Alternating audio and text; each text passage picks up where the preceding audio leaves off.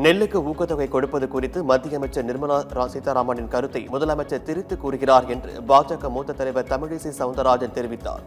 சென்னை தியாகராய நகரில் பாஜக மூத்த தலைவரும் மயிலாப்பூர் தொகுதி வேட்பாளருமான தமிழிசை சவுந்தரராஜன் செய்தியாளர்களுக்கு பேட்டியளித்தார்.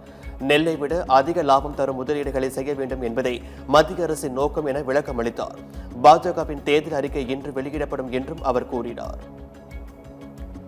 ஒரு ஃபேஸில் இருந்து இன்னொரு ஃபேஸுக்கு நீங்கள் வாங்க.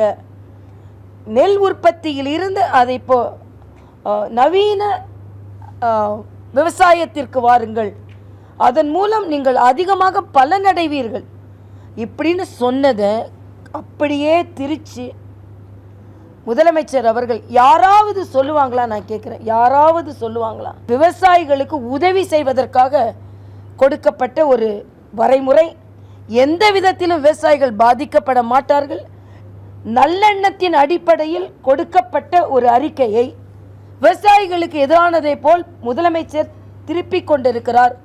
இதை விவசாயிகளே நம்ப மாட்டார்கள் என்பதுதான் எனது கருத்து.